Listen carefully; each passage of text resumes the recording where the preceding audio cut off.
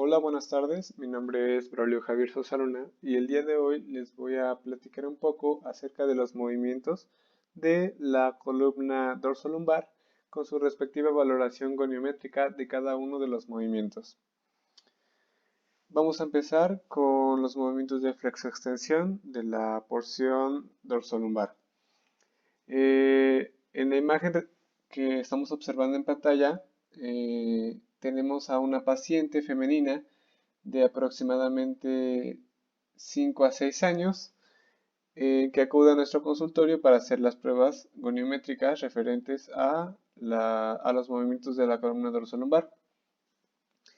Le pedimos a nuestra paciente que use ropa cómoda y la ubicamos en nuestro consultorio. La primera prueba que vamos a hacer va a ser la de la flexión dorsolumbar. Esta prueba se va a evaluar mediante el uso de la cinta métrica y en esta ocasión nos vamos a ocupar nuestro instrumento principal de medición, el que sería el goniómetro. Bien, antes de empezar la prueba tenemos que palpar los puntos de referencia para este movimiento. En este caso, mediante la palpación, vamos a ubicar primeramente la apófisis espinosa de la vértebra número 7 y la apófisis espinosa de la vértebra sacra, la primera sacra. Una vez que tenemos esos puntos marcados, vamos a medir su distancia y vamos a anotar el registro. Una vez que tenemos la primera medición, le vamos a pedir al paciente en bipedestación. Recordemos que esta medición se realiza en bipedestación. Se le va a pedir al paciente que se incline hacia adelante, como vemos en la imagen, se incline hacia adelante hasta tocar la punta de los dedos sin flexionar las rodillas. Esto es importante ya que la flexión de las rodillas, tanto como la flexión de la cadera, son sustituciones que el paciente tiende a accionar para que el grado de movimiento sea mayor. Así que hay que estabilizar bien la cadera y las rodillas. Una vez que ya el paciente está en la posición final, vamos a realizar la misma medición de los mismos puntos. ¿Cuáles son estos puntos? Recordemos que son la apófisis espinosa de la séptima vértebra cervical y la apófisis espinosa de la primera sacra. ¿Y cómo vamos a obtener el rango de movimiento de la flexión? El rango de movimiento va a ser la diferencia de medidas de esta posición, tanto de la posición donde está en bipedestación.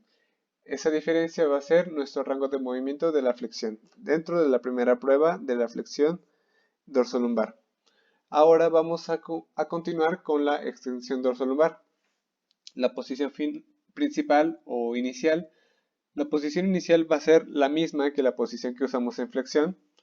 Se va a medir ambos puntos y ahora le vamos a pedir al paciente que por favor realice un movimiento de extensión, o sea que se realice hacia atrás, estabilizando la pelvis.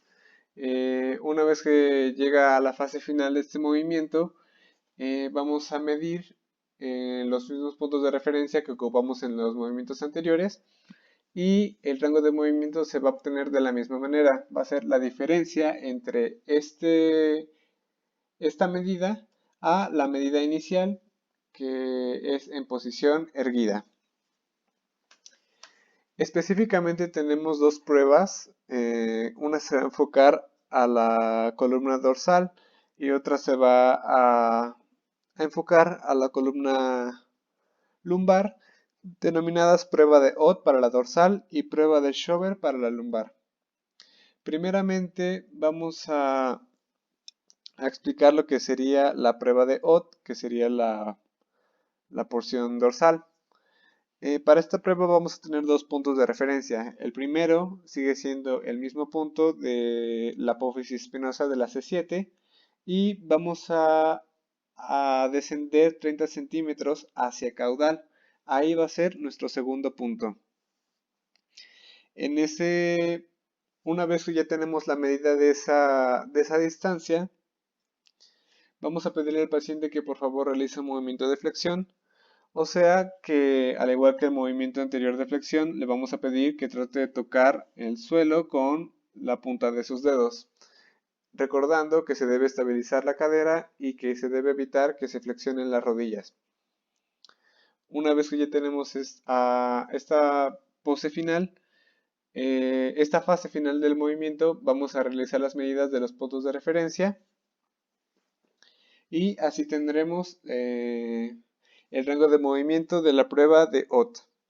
Se dice que esta medida de la última fase a comparación de la medida de la fase inicial en la flexión va a aumentar de 3 a 5 centímetros. Aunque bueno, eso depende de cada paciente, pero en la práctica se puede decir que el aumento promedio es de 3 a 5 centímetros.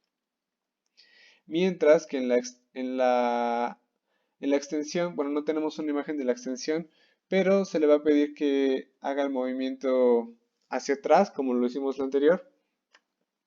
Volvemos a hacer las mediciones y esta vez en la extensión va a reducir la longitud del movimiento inicial a la fase final del movimiento de 2 a 3 centímetros. Va a reducir de 2 a 3 centímetros.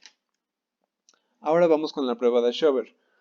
La prueba de Schober va a evaluar lo que sería específicamente la columna lumbar. En esta vamos a marcar nuestros puntos de referencia, va a ser la primera vértebra sacra y vamos a medir de 10 centímetros hacia cefálico, hacia arriba. Y ese va a ser nuestro segundo punto.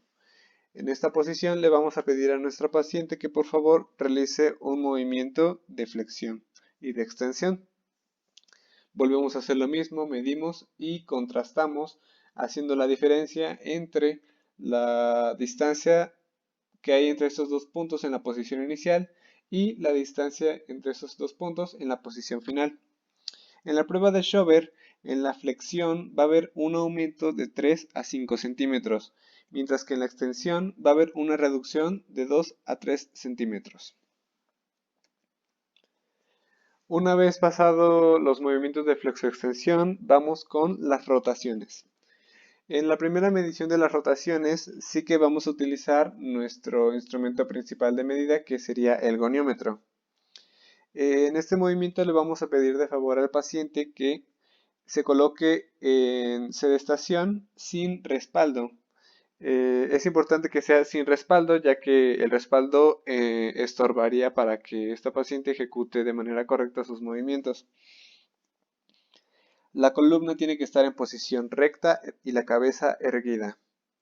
Los brazos tienen que descansar a los costados del cuerpo. Ahora vamos a ver cómo se posiciona el goniómetro, que más o menos ya tenemos una idea de cómo, viendo la imagen. Como podemos ver, el eje del goniómetro se posiciona alineado sobre el centro de la parte superior de la cabeza, mientras que el brazo fijo se encuentra paralelo a la línea imaginaria entre las dos crestas ilíacas. El brazo móvil, que va a ser el que va a seguir la dirección del movimiento de rotación, se va a encontrar paralelo a la parte superior del hombro.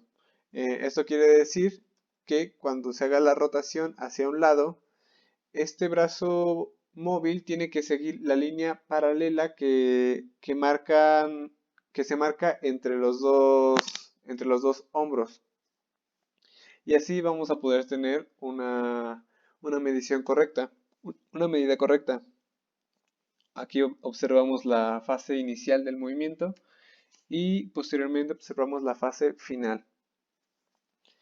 Es importante destacar que este movimiento tiene una amplitud de aproximadamente 45 grados y los movimientos que pueden sustituir, o las sustituciones, mejor dicho, sería una flexión o una extensión lateral del tronco para que el paciente tenga la noción de que alcanza mayor rango de movimiento.